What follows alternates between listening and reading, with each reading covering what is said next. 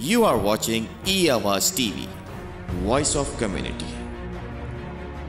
जी साहब अस्सलाम वालेकुम वरहमतुल्लाहि वबरकातुहू। उम्मीद करती हूँ आप तमाम खैरियत से होंगे। जल्दी मैंने आपसे बात करनी है। Wonderful person is with me, lieutenant general retired Naeem Khalid Lodhi साहब मेरे साथ हैं। What a wonderful person. जब मैं इनके करियर की बात करती हूँ, ऑफ कोर्स जैसा आपको पता है ये 3 स्टार जनरल हैं। इन्होंने सर्व किया अपनी रिटायरमेंट के बाद federal minister of national security, minister of defence production और फौजी फर्टिलाइज़र कंपनी के साथ भी आपने काम किया।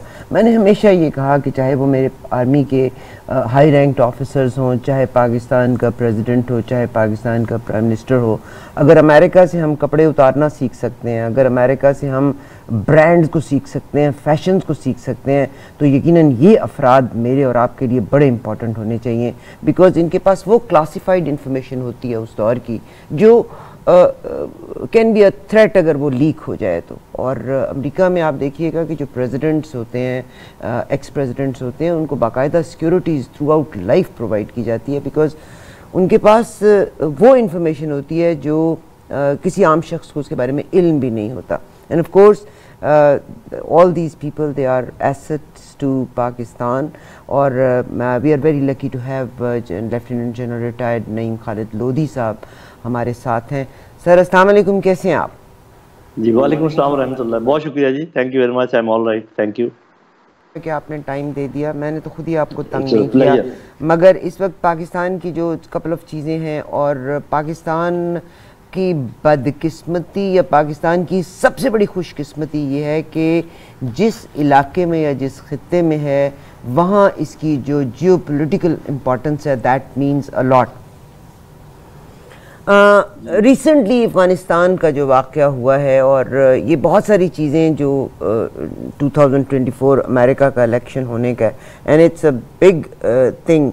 पूरी दुनिया पे रूल करने वाला वक्त का फ़िरौन अमेरिका, और जो बाइडन की ज़िंदगी में एक पहला जो बॉम्बशेल था या गलत डिसीजन या आप इसको जो भी नाम दे दें कि जब अफ़गानिस्तान से फोर्सेस को बुलाया गया था तो एकदम से बुला लिया गया था, जिसके आफ्टर इफ़ेक्ट्स बहुत बुरे थे। उसके बाद अभी रशिया और यूक्रेन की वॉर हो गई है, दुनिया में गल्ले की कमी है, और अगर ये वॉर पे जितना नेटो ने अपनी मतलब कहने को वो ऑन द ग्राउंड नहीं भी हैं, मगर असले के लिहाज से, क़ुव्वत के लिहाज से, अफराद के लिहाज से जितना पूरी दुनिया ने सपोर्ट किया है ताकि नेटो उस साइड पे एक्सटेंड होता चला जाए, और खुदा न खास्ता अगर ये वॉर और बढ़ जाती है और कईब जो है वो अपना कंट्रोल लूज़ करता है, तो ये एक और बहुत बड़ी वजह होगी जो बाइडन के इलेक्शन को, प्रेसिडेंट जो बाइडन के इलेक्शन को लूज़ करने की। तो ये अहमियत है। मगर दूसरी तरफ जब मैं पहले पाकिस्तान से अगर शुरू करना चाहूँ तो पाकिस्तान और अफ़गानिस्तान, आए दिन पाकिस्तान में दहशतगर्दी के वाक़यात होते हैं, मगर रिसेंटली तहरीक तालिबान जो रूलिंग फोर्सेस हैं अफ़गानिस्तान की, उन्होंने पाकिस्तान में किसी किस्म के हमले को हराम करार दिया है। इसके बारे में कुछ फरमाएंगे आप? जी बहुत शुक्रिया। मेरा ख्याल ये एक बहुत बड़ी पेशरफ्त है, और इसको मैं कहूँगा कि पाकिस्तान की पॉलिटिकल डिप्लोमेसी और मिलिट्री डिप्लोमेसी दोनों की ये कामयाबी है, क्योंकि पाकिस्तान ने ज़रा ज़्यादा फर्म तरीके से इस दफ़ा पैगाम पहुँचाया था, और मेरा ख्याल है कि अपने दोस्तों को भी इस्तेमाल किया होगा, लाइक चाइना, लाइक टर्की, और भी शायद ममालिक हों। तो बड़ा वाज़े फ़र्क हमने देखा है जो अब बयान आया है उनके रूहानी पेशवा की तरफ से भी, हैबतुल्लाह साहब की तरफ से, और फिर उनके जो डिफेंस मिनिस्टर हैं उनकी तरफ से भी। उन्होंने क्लियर कट कहा है कि अफ़गानिस्तान से अगर सरहद पार कोई भी हमला होगा तो उसको किसी भी सूरत में जहाद नहीं समझा जाएगा, जिन लोगों की मौत वाक़या होगी उनको शहीद नहीं कहा जाएगा, और उनका जनाजा तक नहीं पढ़ा जाएगा। ये बहुत ही सख्त बयान है, और मेरा ख्याल है कि ये इस कामयाबी में हमें आसिफ दुरानी साहब का भी शुक्रिया अदा करना चाहिए। हमारे एक्स एम्बेसडर हैं जो वहाँ गए। वो जो मैं कहा करता था ना, जिसका काम उसी को साजे, कि बातचीत के लिए वो लोग जाएं जो बातचीत के लिए जिनकी ट्रेनिंग है। तो ये एक एम्बेसडर हैं हमारे, एक्स एम्बेसडर, वो गए हैं, पश्तो जानते हैं, दुरानी साहब हैं, इलाके के माशरत से वाकिफ़ हुए, तो उन्होंने जब बातचीत की है तो वो बड़ी कामयाबी से वापस आए, और फिर چیف آف آرمی سٹاف نے جس دو ٹوک طریقے سے پیغام دیا تھا کہ ہمیں شدید تحفظات ہیں، تو اس کے بعد ایران کا بھی انہوں نے دورہ کیا. تو میں یہ سمجھتا ہوں کہ اس کا یہ بڑا اچھا نتیجہ نکلا ہے. اور وہ قوتیں جو یہ چاہتی تھیں کہ پاکستان اور افغانستان کسی طریقے سے بھڑ جائیں، میں ان کا بھی نام نہیں لوں گا ایسے موقع پر، خام کا بات لمبی ہوگی.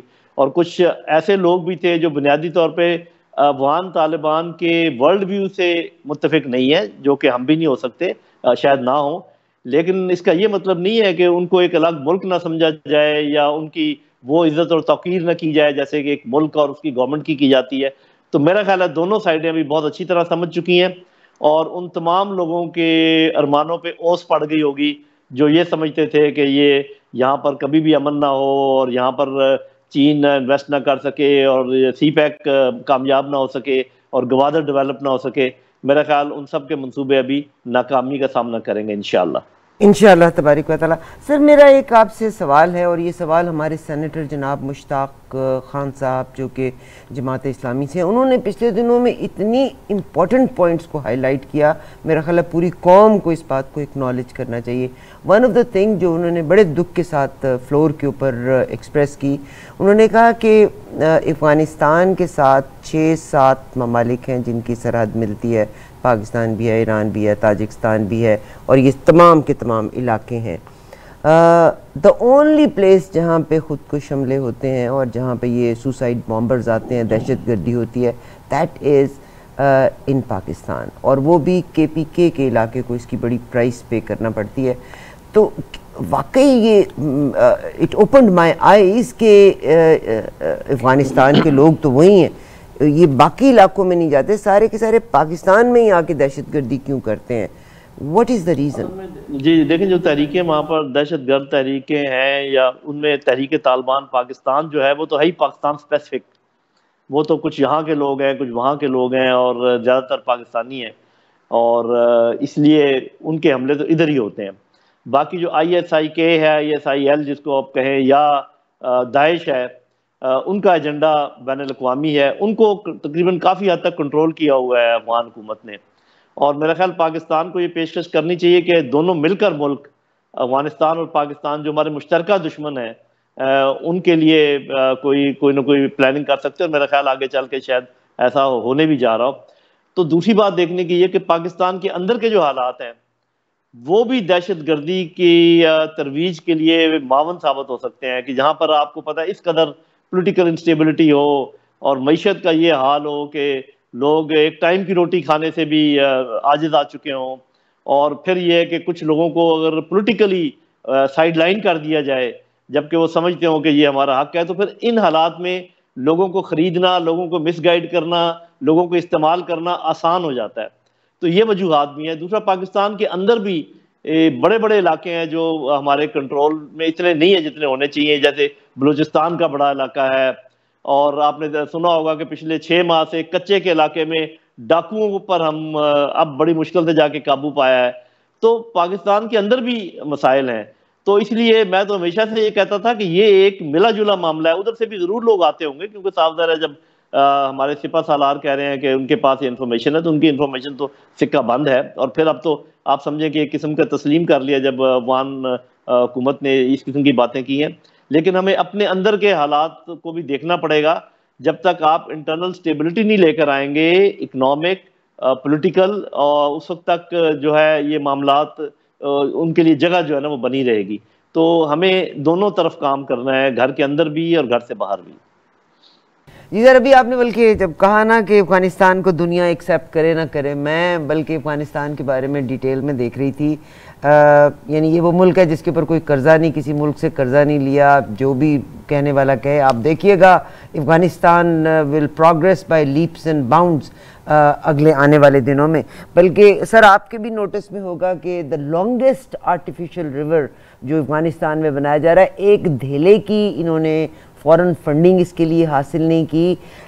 اس میں کہتے ہیں کہ جو لوگ کام کر رہے ہیں وہ لوگ جب اس میں کام کرتے ہیں تو شام کو اور بر وقت ان کی تنخواہیں دے دی جاتی ہیں علاقے کو سیراب کرنے کے لیے، اریگیشن سسٹم کے لیے. اور اس کی جو دہانے ہیں ان کو انہوں نے پکا نہیں کیا تاکہ علاقے کی جو سرزمین ہے اس کو اس کی آبپاشی بھی ہو سکے. سر گریٹ پروجیکٹس انہوں نے چلے, اور اس کے ارد گرد جتنا علاقہ ہے وہاں پر انہوں نے سولر پینلز کے ساتھ سورج سے لوگوں کو انرجی دے کے لائٹ بھی فراہم کرنی ہے.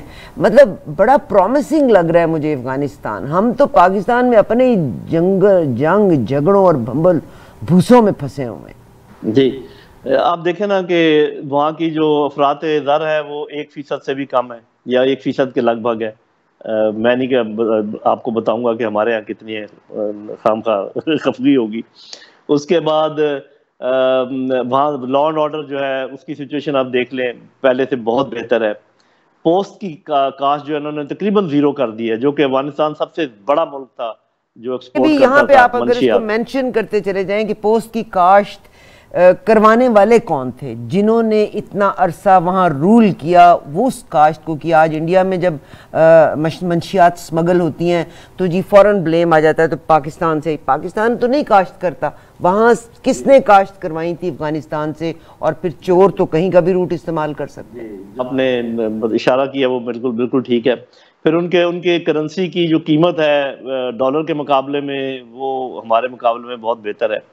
تو اس سے یہ پتہ چلا کہ جب قومیں اپنے پاؤں پر کھڑا ہونے کی کوشش کریں اور دوسروں کے پاؤں نہ پڑیں, اور تھوڑی ابھی مثال کے طور پہ آپ نے سنا ہوگا کہ پاکستان نے ایران کے ساتھ اپنا جو گیس پائپ لائن کا معاہدہ تھا, پھر اس پر کوئی اس لیے کہ جی امریکہ نے جو ہے نا ہمارے اوپر پابندی لگائی ہوئی ہے.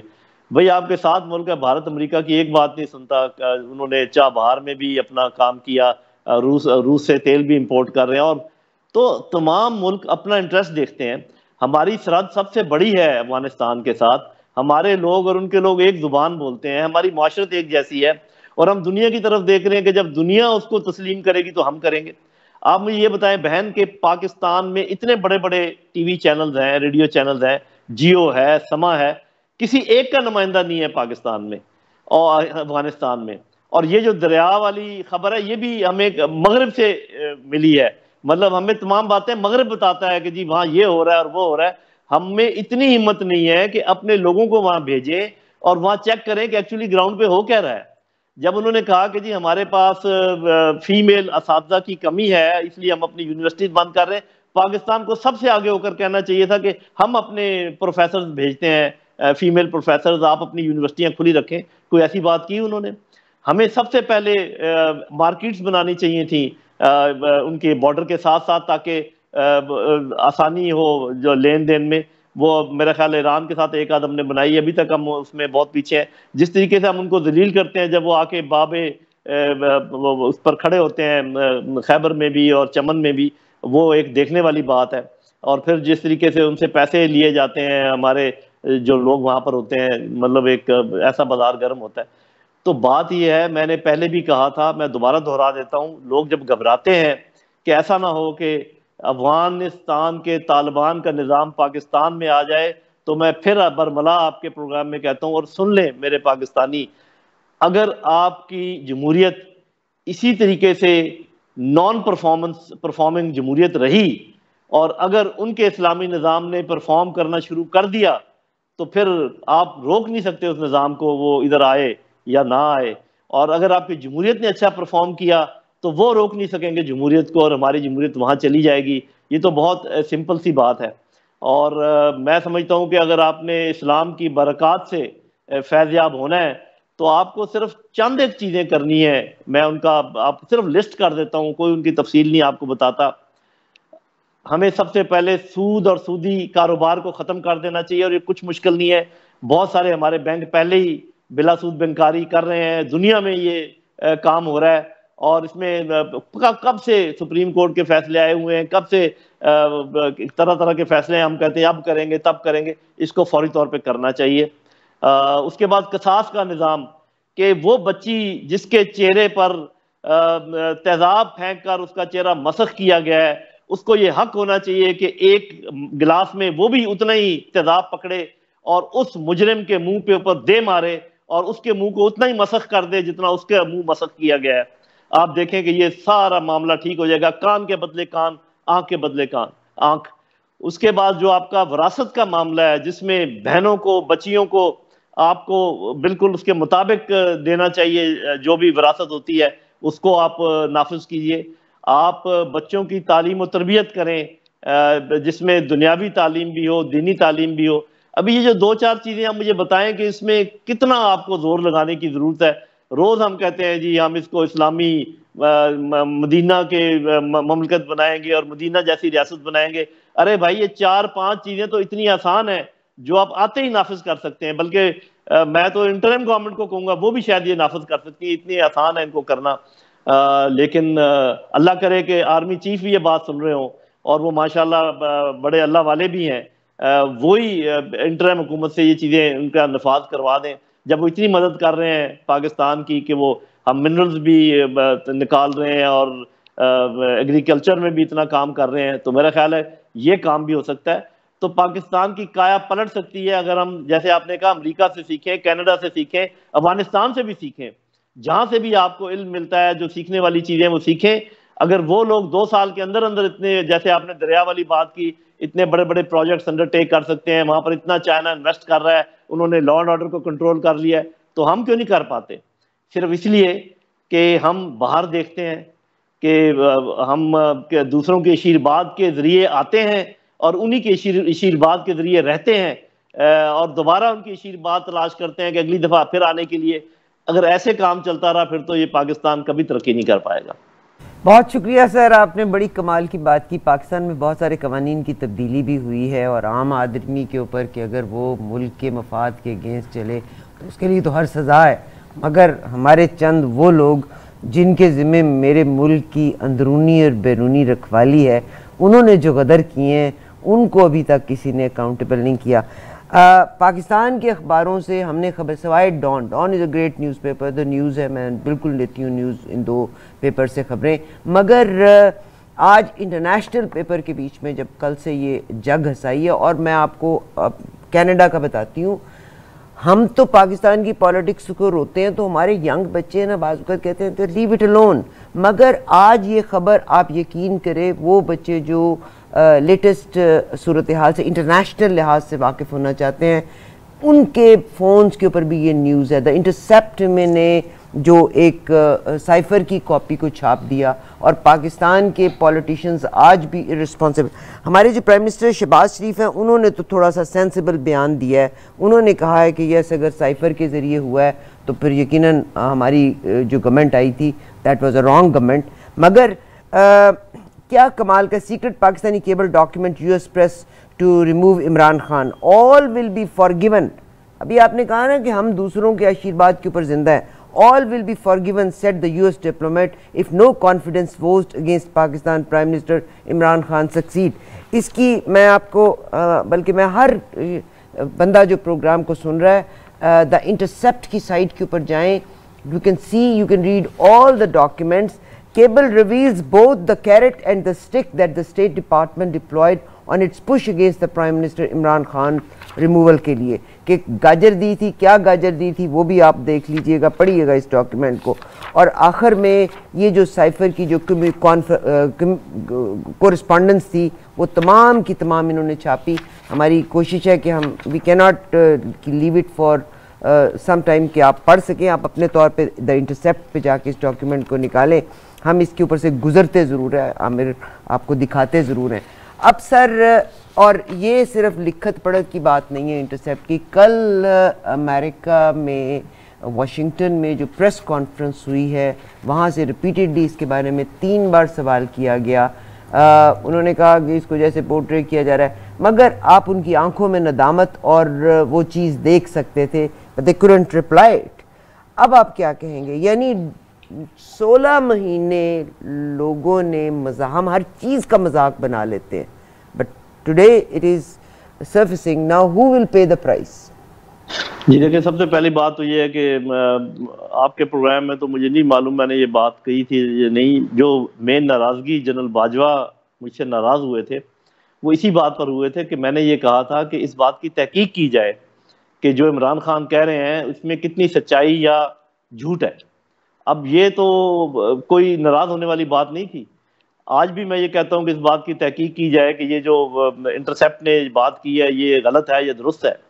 اور اس کی بنیاد پر پھر آگے بات چلے. پھر وہ جیسے رانا ثناء اللہ کہہ رہے ہیں کہ جی یہ تو پھر انہوں نے اس کی کاپی گم کر دی. میں یہ بات آپ کو بتا دوں, پہلی بات یہ کہ جو سائفر ہوتا ہے جیسے کہ نام سے ظاہر ہے یہ سیکرٹ لینگویج میں ہوتا ہے, اور وہ لینگویج پرائم منسٹر نہیں پڑھ سکتا, اس لیے جو اوریجنل سائفر ہوتا ہے وہ تو پرائم منسٹر کو دیا ہی نہیں جاتا, اس کا ترجمہ کیا جاتا ہے, یعنی کہ وہ جو سیکرٹ لینگویج ہوتی ہے اس کو سلیس لینگویج میں کنورٹ کیا جاتا ہے, اور اس کے بعد اس کی کاپی نہیں دی جاتی پرائم منسٹر کو. وہ جو سیکٹری ہوتا ہے فارن آفس کا یا جو پرائم منسٹر کے سیکٹری ہیں ان سے آگے وہ نہیں جا سکتی, وہ اس کے کسٹوڈین ہیں. اگر وہ دیں گے بھی پرائم منسٹر کو تو واپس لینا ان کی ذمہ داری ہے, تو پرائم منسٹر نہیں ذمہ دار ہوتا ہے اس چیز کا کہ وہ کاغذ کا ٹکڑا کدھر ہے, یا پھر سائن کرواتا ہے وہ سیکٹری کہ جی آپ نے یہ کاغذ لیا آپ سائن کریں.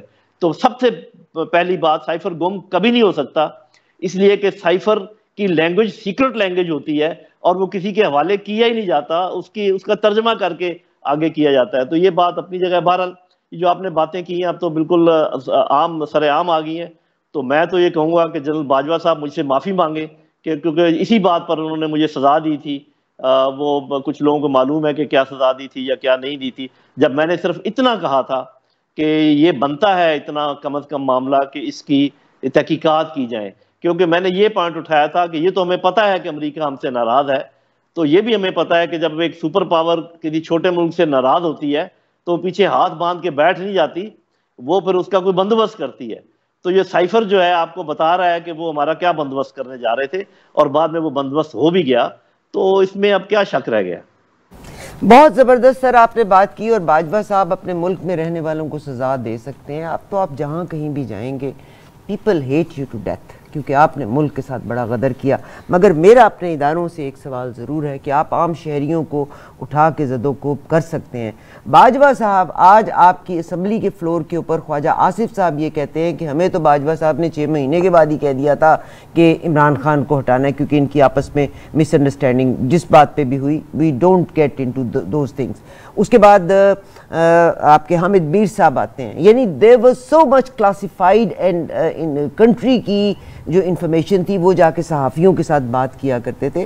تو سب سے پہلے تو ایک رول ماڈل آپ ہمارے لیے کھڑا کریں نا.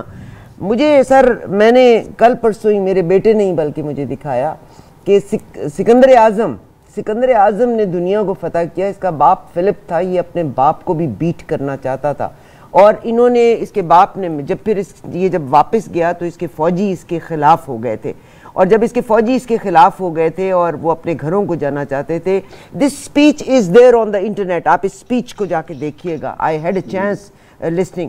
It is not his exact speech. اس وقت کا جو ہسٹورین تھا اس نے اس کو لکھنے کے بعد آج اس اسپیچ کو انہوں نے گوگل کے اوپر بھی رکھا ہوا ہے, اور اس نے یہ کہا تھا کہ میرے باپ نے تم کو میسن سے اٹھا کے تم کو یہ مرتبہ دی ہے, تم نے گڈیز کو لوٹا وغیرہ وغیرہ. مگر اس نے اپنی فوج سے یہ ایڈریس کرنے سے پہلے جو اس کے 15 وہ ٹریٹرز تھے ان کو اس نے اسیسینیٹ کیا تھا, پہلے ان کو مارا تھا جو کہ اس بغاوت کو پھیلانے کا باعث بنے تھے. اور باجوہ صاحب کی تو اتنی چیزیں نکل آئی ہیں, 2 سال تک تو وہ بول ہی نہیں سکتے تھے, یہ تو عام آدمی کو ہی پتہ ہے کہ وہ نہیں بات کر سکتے تھے. انہوں نے انٹرویو جا کے جاوید چودھری کو بھی دے دیا, انہوں نے ایک آرمی والے جو ہیں جنرل ان کے بیٹے کو بھی پوری کی پوری انٹرویو کی کہانی گولف کورس میں بیٹھ کے سنا دی. تو میں کہتی ہوں کہ اس شخص نے پیسہ بھی بنایا, اس ملک کا پیسہ لوٹا بھی, تو آپ ایک سزا باجوہ صاحب کو دیں تو صحیح, کم سے کم ہمیں یہ تو احساس ہو کہ اس ملک کے ساتھ کوئی سنسیئر ہے. آپ کو تو یہ سزا دے دیں گے, دنیا سے باہر پاکستان سے باہر کتنی خلقت بیٹھی ہوئی ہے, کس کو آپ خاموش کروائیں گے. اور اب تو اگر انٹرسیپٹ نے لکھ دیا تو دنیا بھر کے اخبار آپ کے بارے میں لکھیں گے, تو پاکستان کو عزت تو نہیں ہے. جی دیکھیں, دوسری بات جو اندرونی سازش ہے وہ تو ان تمام باتوں سے جتنے انٹرویو ہوئے ان سے پتہ چل گئی نا, خود انہوں نے مان لی پی ڈی ایم نے کہ یہ کس طریقے سے آئے اور کیوں آئے اور نہیں آنا چاہتے تھے یا آنا چاہتے تھے. تو وہ لوگ جو آج بھی یہ کہتے ہیں کہ یہ ایک نارمل پولیٹیکل عمل تھا اور یہ کوئی سازش نہیں تھی, میں بیرونی سازش کی بات نہیں کر رہا, میں اندرونی سازشوں کی بات کر رہا ہوں. گو کہ یہ اس انٹرسیپٹ کے پر تو تحقیق ہونی چاہیے جس سے پتہ چلے گا کہ شاید بیرونی بھی یہ تھی یا نہیں تھی. نہیں عمران خان نے جو I'm so sorry to cut you off، Imran Khan صاحب نے، کیونکہ آج پرائم منسٹر شہباز شریف صاحب نے بھی یہ لفظ کہا ہے کہ عمران خان نے بیانیہ بدلا. میں ذاتی طور پہ یہ کہتی ہوں کہ اگر کوئی باہر کی طاقت اور کوئی ملک جو ہے اگر کیرٹ دے کے اور آپ کو کوئی رشوت دے کے کوئی کام کرواتا ہے تو اصل میں کلپریٹ کون ہے؟ میرے اپنے عزیز و اقارب، میرے اپنے ارد گرد کے وہ لوگ جو وہ رشوت دینے کے بعد اپنے ملک میں رجیم چینج کرتے ہیں. And this is what all Imran Khan said. جی آپ وہ ٹھیک کہہ رہی ہیں، بس صرف اس میں ایک بات ہے کہ شاید ملکوں کے تعلقات کا تحفظ کے لیے آپ کو بعض اوقات خاموشی اختیار کرنی پڑتی ہے، لیکن انہوں نے شاید یہ سمجھا عمران خان نے کہ اپنے عوام کو بتانا ضروری ہے کہ یہ اتنی بڑی بات جو ہوئی ہے. بہرحال یہ ان کی اپنا فیصلہ تھا. میں تو یہ کہتا ہوں کہ اب ہمیں آگے کی طرف اگر دیکھنا ہے تو آج بھی ہمارے پاس یہ موقع ہے کہ آپ ایک نیوٹرل انٹرم سیٹ اپ لے کر آئیں، اور جیسے یہ بات چیت ہو رہی ہے انتخابات کو لیٹ کرنے کی، اس کو لیٹ نہ کریں، جتنی جلدی ہو سکتا ہے شفاف انتخابات کر لیں. یہ تو بیسٹ آپشن ہے. اور میرا خیال ہے کہ شاید جو انٹرم سیٹ اپ ہے جب آئے گا تو پتہ چلے گا. مجھے لگتا ہے کہ یہ سیکنڈ بیسٹ آپشن کی طرف جا رہے ہیں. ورسٹ آپشن بھی ہے، میں پہلے اس کا ذکر کر دوں. ورسٹ آپشن یہ ہے کہ جو چور اچکے آپ کی باتیں مانتے ہیں، آپ کے ہر وقت یس سر کرتے ہیں، انہی کو واپس لائیں کسی نہ کسی طریقے سے اور دوبارہ اس قوم کے اوپر مسلط کر دیں.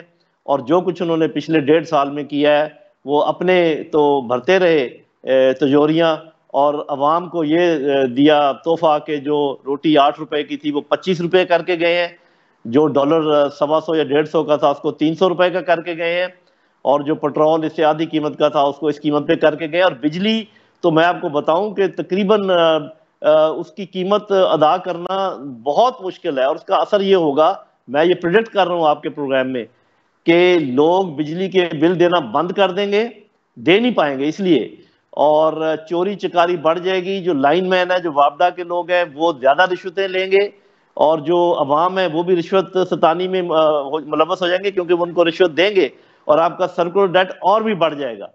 تو بجلی مہنگی کر کے جو یہ مسئلہ حل کرنا چاہ رہے ہیں وہ مسئلہ اور بھی بڑھ جائے گا. یہ لکھ لیں جو میں آج آپ کو بات بتا رہا ہوں. میں بھی تھوڑی سی معیشت کو سمجھتا ہوں، میں بھی تھوڑی سی سیاست کو سمجھتا ہوں.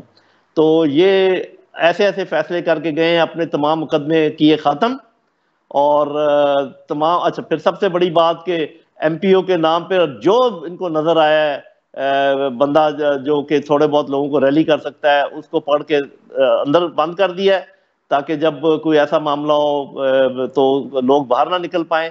لیکن میں جو جانتا ہوں، میں جو سمجھتا ہوں کہ جس پارٹی کو یہ دبانے کی کوشش کر رہے ہیں اس کے ووٹوں میں بتدریج اضافہ ہی ہوتا چلا جا رہا ہے، کمی نہیں ہو رہی.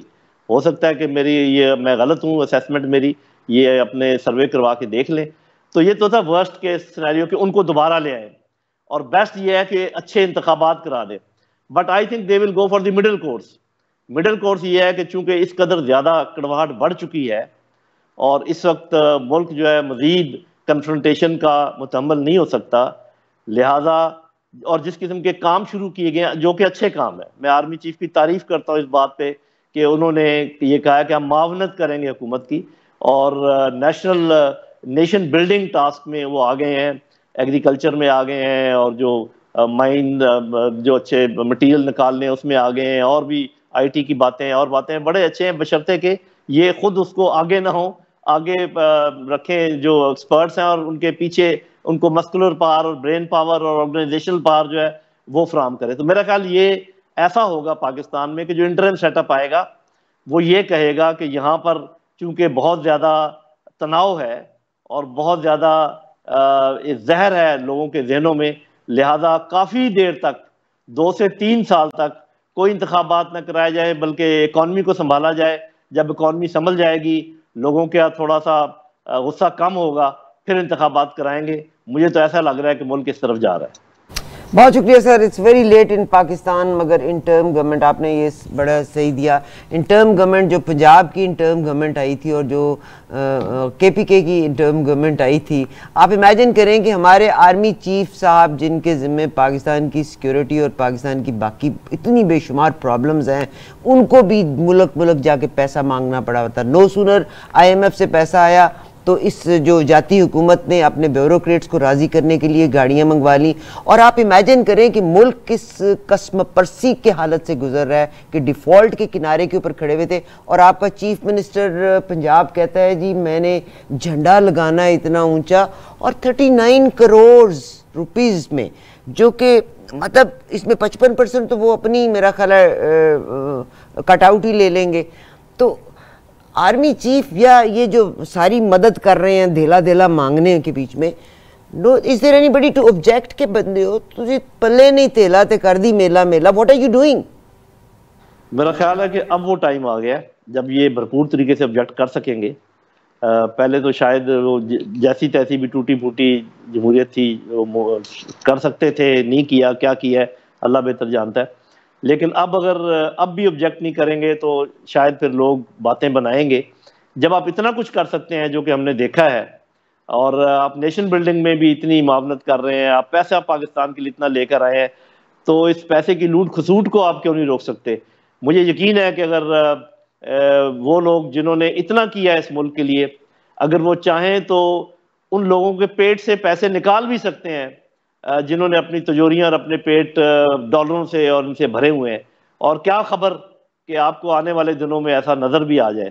جاتے جاتے میں ایک بات ضرور کہنا چاہوں گا کہ دیکھیں, جمہوریت کا میں بھی حامی ہوں, اکثریت پاکستان میں حامی ہے.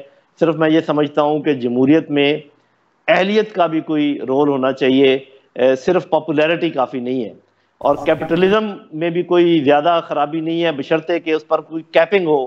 اس کے یہ جیسے منیمم ویجز آپ کہتے ہیں کہ 25,000 ہونی چاہیے, ویسے ہی کوئی میکسیمم ویجز کا بھی کوئی پیمانہ ہونا چاہیے, کوئی میکسیمم پروفٹ کا پیمانہ ہونا چاہیے. اور وہ جو 3-4 چیزیں میں نے کہی ہیں اسلامی ممالک والی, وہ آپ نافذ کر دیں, یہ ملک سونے کی چڑیا بن جائے گا within 5 years 10 years انشاءاللہ. انشاءاللہ. بہت شکریہ جناب نعیم خالد لودھی صاحب, لیفٹیننٹ جنرل ریٹائرڈ لودھی صاحب, آپ کی موجودگی کا بہت شکریہ. انشاءاللہ آپ سے دوبارہ ملاقات ہوگی. Please stay tuned. You are watching E-Awaaz TV, Voice of Community.